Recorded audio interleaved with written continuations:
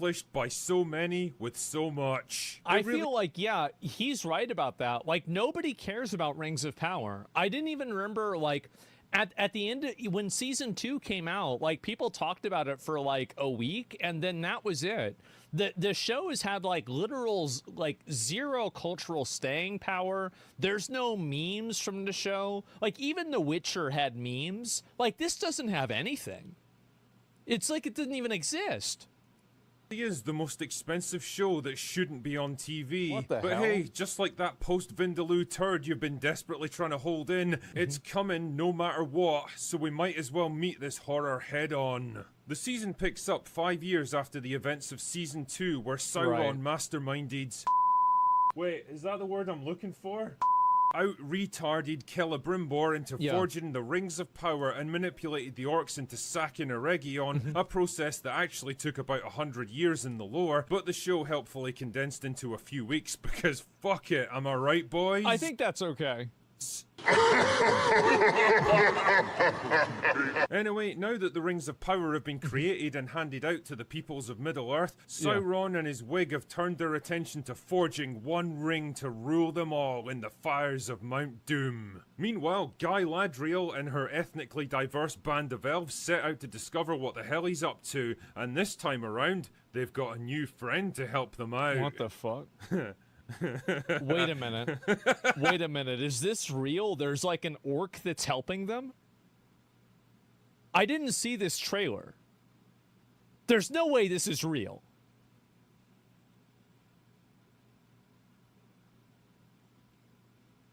Oh my...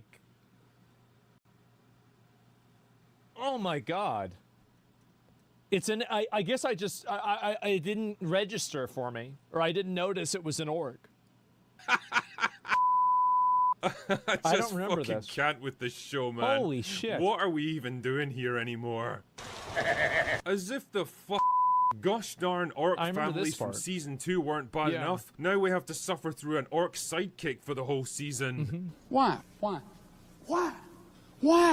I mean, why in the name of a Balrog's molten arsehole did they think this was a good idea? These beings of pure evil that exist only to fight and kill and destroy are now anti-heroes we're supposed to identify with? I think that what's happened a lot is that people that are not interesting have tried to introduce their gray characters and gray areas and stories that don't have gray areas and gray characters.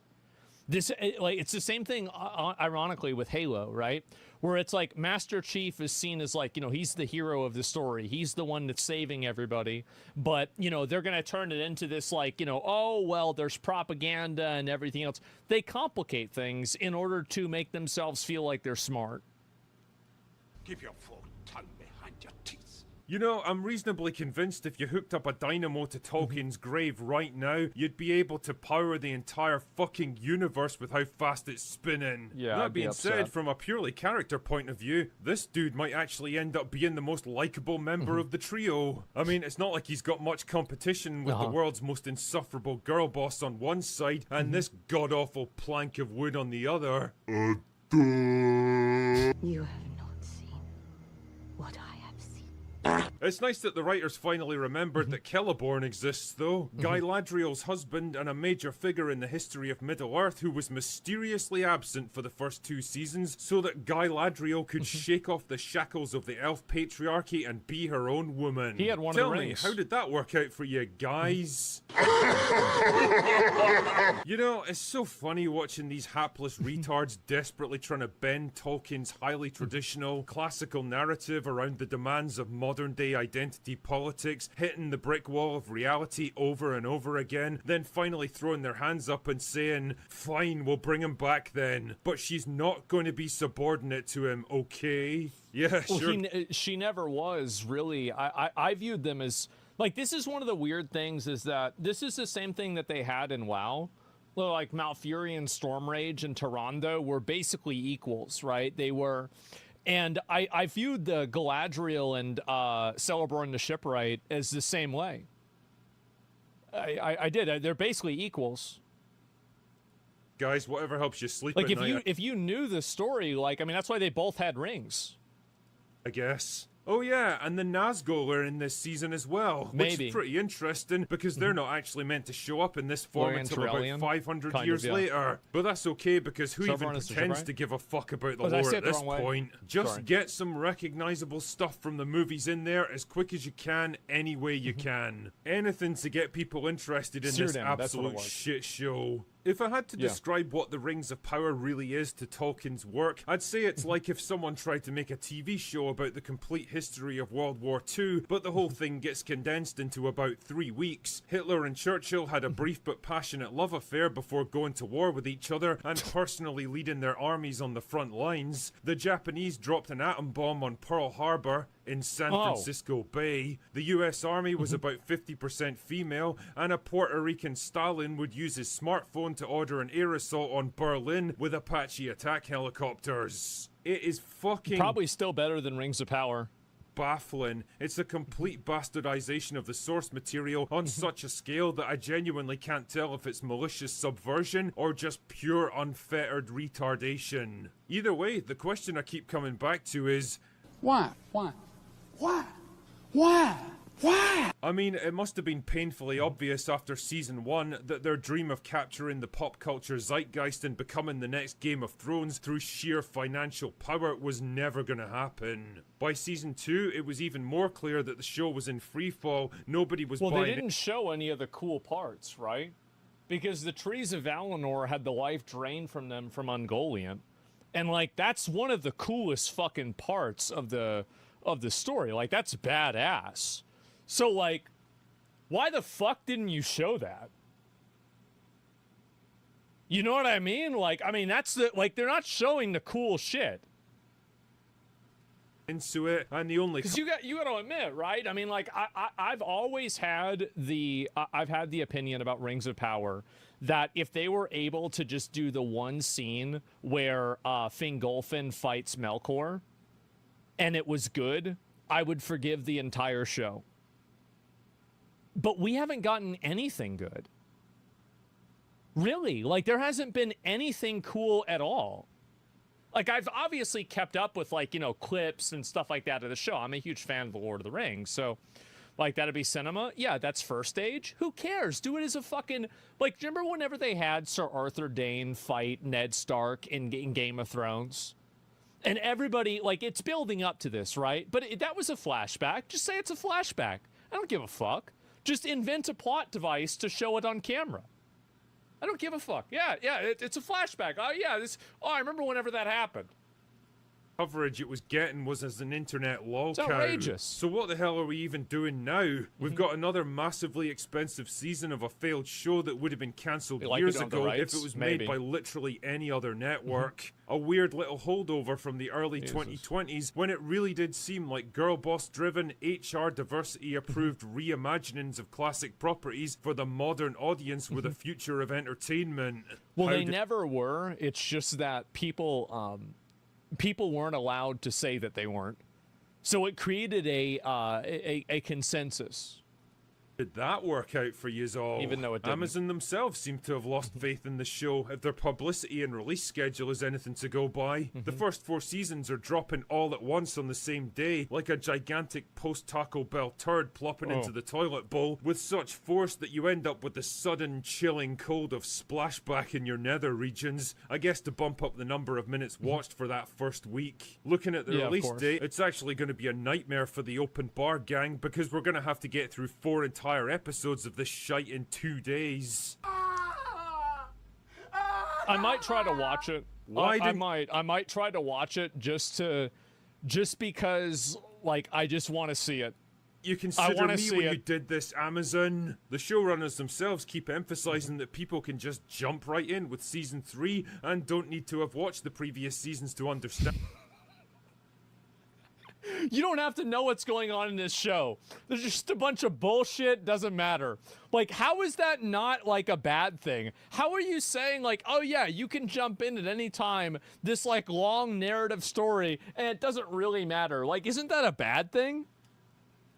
And which would is say good it and all is. because hardly anyone did bother to watch them, but it also kind of reeks of Yeah. desperation at this point. It sure Please, just watch our show. We know it sucked until now, but we're doing better, okay? Well, it's not okay. With something as big and important as Lord of the Rings, you only get one chance to make a first impression, and Rings of Power already blew their ring big time. I guess they'll keep soldiering on grimly towards that 5-season arc like they promised, because Amazon can afford to blow all the money they want on stuff like this, but I don't imagine they'll win many people over with it.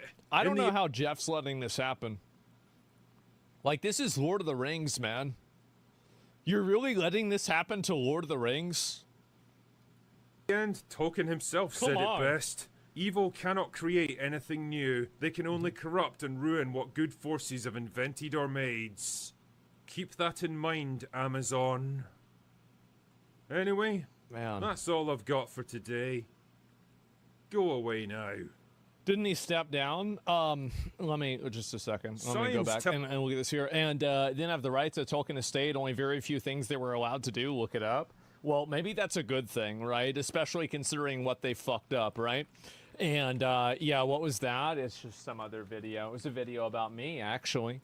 So tax write-off, perfect timing. Yeah, I guess they're going to have to do something because it's just so embarrassing. There's the video. Make sure to give it a like. And like in the show, poured his cruelty, his malice, and his will to dominate all streaming services. They were all deceived, for there was another season. Jesus, guys. Cast it into the fire, destroy it. Amazon, no. A girl boss, an ebony elf, and an orc walk into a tavern. Oh my god, the orcs were just misunderstood.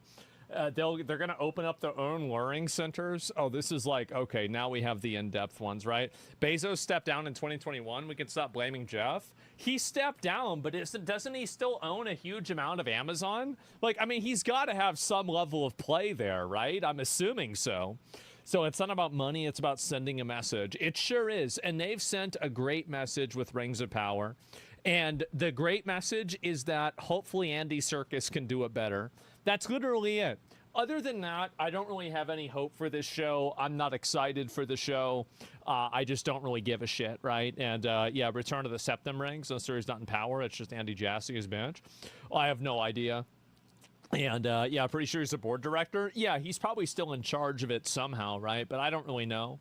And he fucked up Animal Farm. So, well, again, it's more people that they want to take classic shows and stories like Animal Farm, and then they want to invert their messages, right? So, like, instead of Animal Farm being against the dangers of communism, now it's against the dangers of capitalism. Or Rings of Power having all of these, like, you know, orcs are just misunderstood. Nah, bro, orcs are evil fucking demons that need to be exterminated, right? That's it.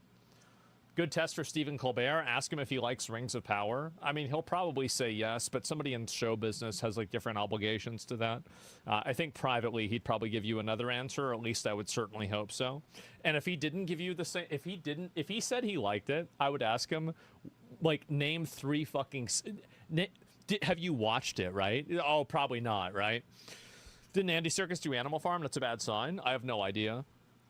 Colbert and Andy, our last hopes for Gordon Lord of the Rings content. I'm very skeptical. I think that you're going to have to wait for the culture to shift more. And because the problem is that, like, wokeism and that type of ideology is still very much entrenched inside of, you know, media and other types of traditional media apparatuses, right?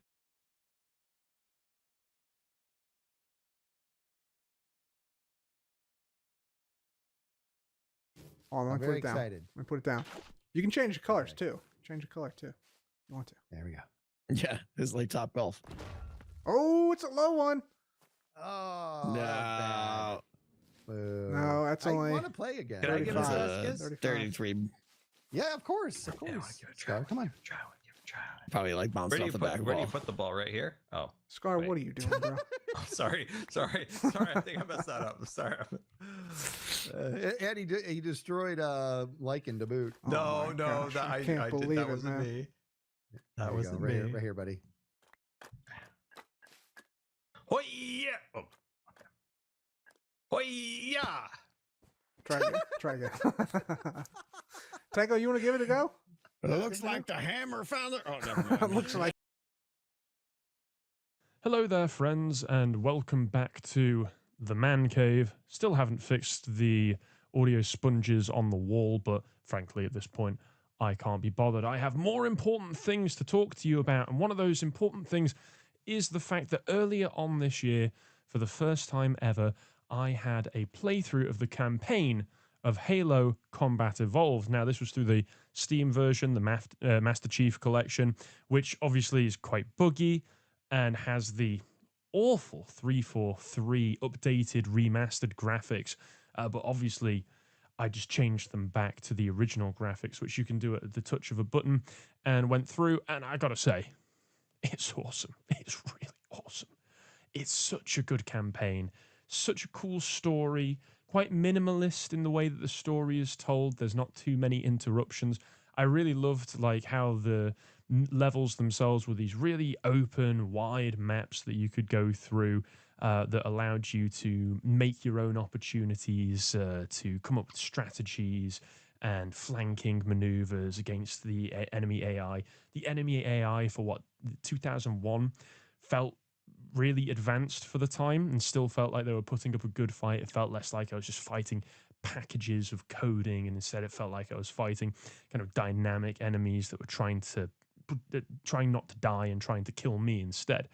And you know, it was a really, really fantastic experience, and thankfully one that you can still access very easily, whether you want to go through the Master Chief Collection through Steam, whether you have an original Xbox or Xbox 360 or any Microsoft console that will allow you to play it, or of course, if you just want to emulate it, if you already own it, emulate it, because that's also an option. What you may not want to do is play through the recently released, and by recently released, I believe it's just come out today, which is where all the clips that I've been seeing come up of it, Halo Campaign Evolved. And one of the most important things that you should know about this, other than the fact that apparently it's doing quite well on Steam right now, I saw it was about number 3 on the Steam sales chart. So once again, the Goyim have gone insane, the masses deserve less, etc., etc. One of the interesting things about it is that it's been outsourced a lot now. I read through this article and it said that Halo Campaigns Evolved it was produced by Halo Studios, and I was thinking, Halo Studios, who are they? I've never heard of Halo Studios. It's 343.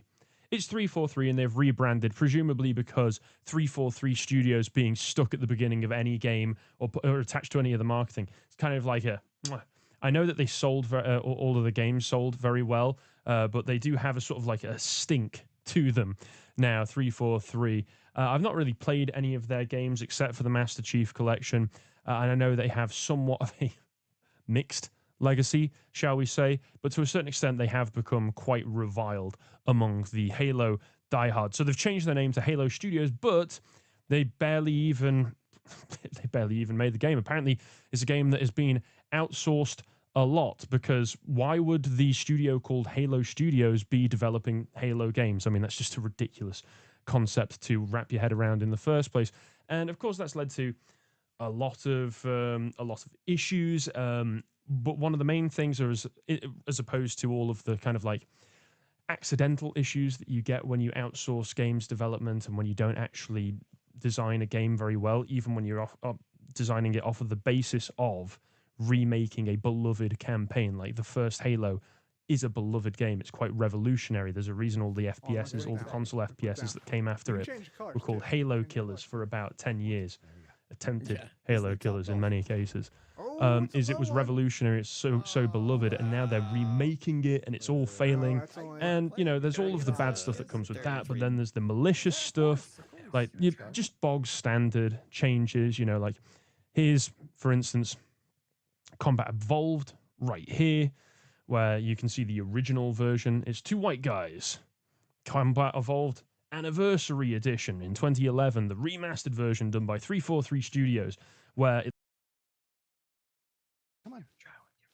Probably like bounced off the back Where do wall. you put the ball? Right here? Oh. Scar, what are you doing, bro? Oh, sorry. I think I messed that up. Sorry. And he just So recently, likened to boot. No, my gosh, I can't believe that it, wasn't man. me. That wasn't right me. Here, right here, buddy. We're halfway through the show here at Trump Turnberry, and I just wanted to take a moment to just thank you all for showing up tonight, last night, everybody out there on the road. It's just been such... it looks a lot uglier because they went really overboard with the redesign of it. They kind of went for as for like as much art as possible in terms of the design, which I don't really appreciate. But at least it's better than this, where just for no reason we've got strong black woman. Strong black woman. Man in the consoles. Oh, lordy lord, she doing her job. Which is just one of those petty kind of things where it's just, oh, we'll just throw as many, but make her black, put a woman in it, make it gay, you know, classic. Funnily enough, apparently one of the composer, I think the composer here, Marty O'Donnell, said that in the original, this face scan here was one of the developers. So they've replaced one of the original developers with strong black women, which is just indicative of the kind of attitude that 343 have approached the entire series with. Frankly, there's also just like the general problems and bugs with the game, like as you can see here, the checkpoint system, you die, you respawn, you die. Okay, let's see if we can get a better go next time. You die after you respawn. Then you respawn again and you see how it's going to go. And you die. And then maybe one last time, you die. You're dead. You're just going to die. Oh, wait, no, one more. No, dead. You're dead. Sorry, you wanted to play the game. Sorry, you're dead. This is fun. This is what fun looks like in 2026.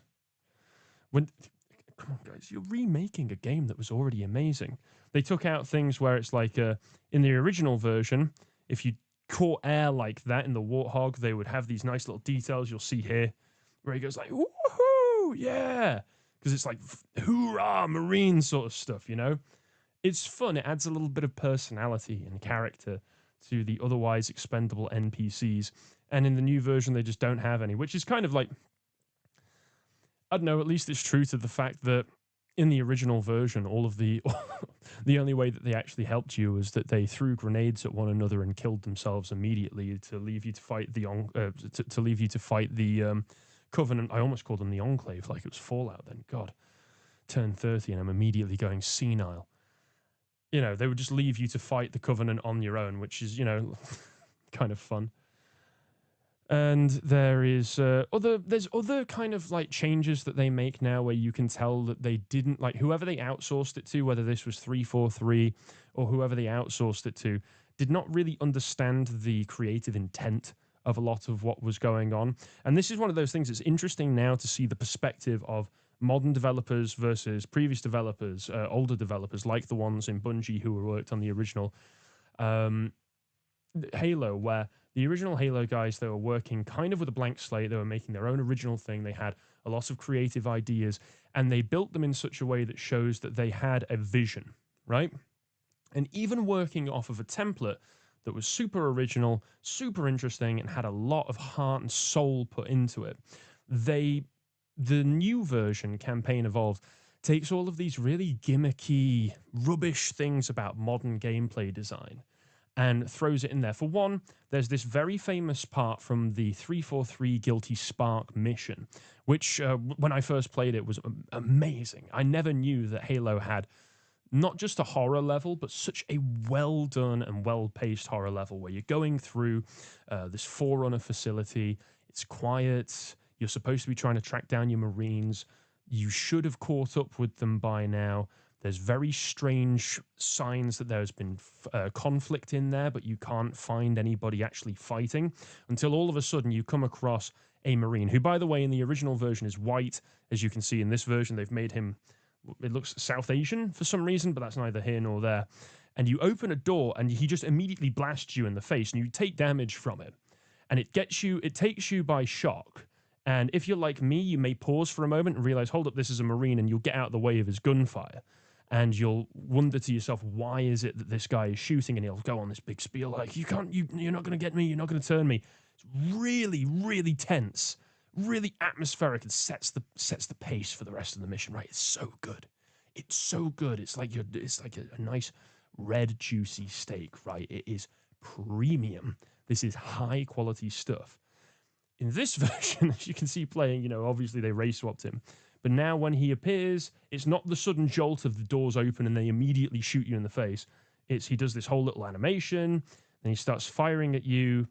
He doesn't actually fire at you anymore. He kind of fires near your head and misses. You can't get shot by him anymore, which takes away from the shot because most people are like, fire back. And you can kill the guy, and then you realize, oh my God, I just killed one of my teammates, and it leaves you in this awkward, silent moment where you're left to think about what you just did.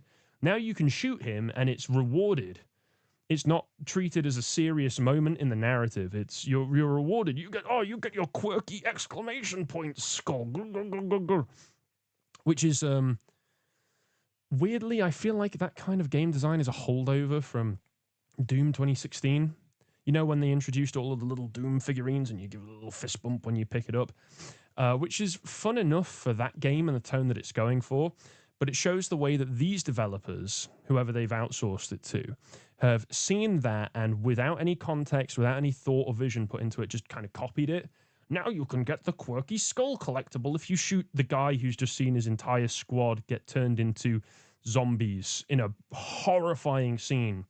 So quirky, so appropriate. Wow, this really helped build my immersion into the game. I mean, it's ridiculous. So there's just problems like that. And then you have stuff like this where famously in the opening of the Pillar of Autumn, you can go around the little deck once you get your gun and you can shoot all of your teammates and they will go, screw you, and they will kill you back. Now, looks like this video isn't going to load.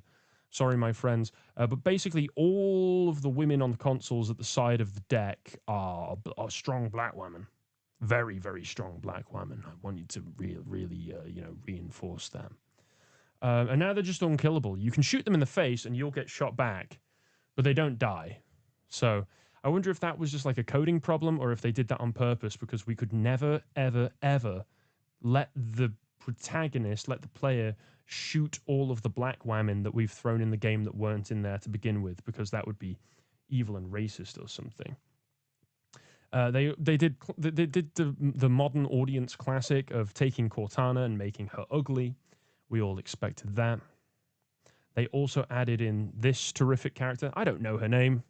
I don't want to know her name. I'm not going to play this version. I already played the original Combat Evolved earlier on this year, and it was amazing, and that's all the experience I need. I'm just going to call her Manish Girl Boss McBitchface.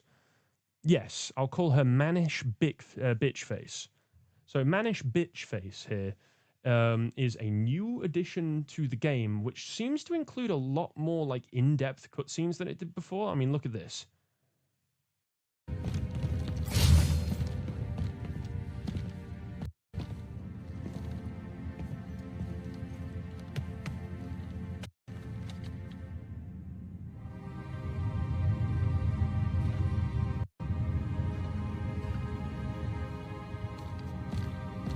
Nice work.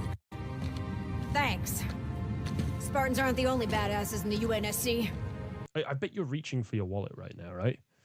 As I mentioned, the actual storytelling and cutscenes of the original game are very, very sparse, which is something that I quite liked about it. It means that when you get over to Halo 2 and you get the more operatic, well-directed sci-fi cutscenes, it feels like a true expansion of the universe. But the first game is actually quite concise in its storytelling, which is something that I respect.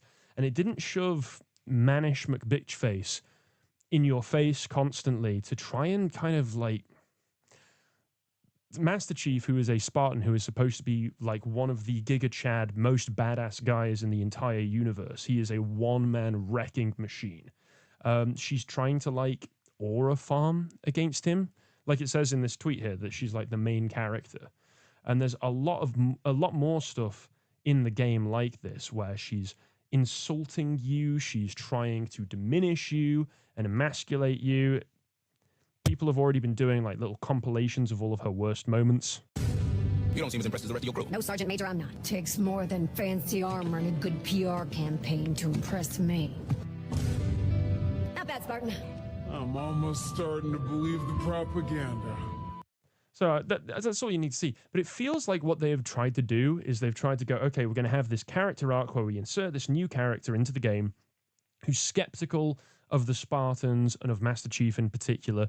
And what you as Master Chief do as the game progresses is you win over her respect. Why? Why do I need to win over her respect? Why do I want to win over her respect? What has she done to make her worthy of me having to earn her respect? Bizarre choice, done specifically to emasculate Master Chief, emasculate the player base who like Master Chief and want to look up to him, and also for all of the new people who are going into the game series, it wants to diversify it so that they don't get any ideas above their station about like, hey, Master Chief is cool, maybe I should be more like Master Chief. They go, no.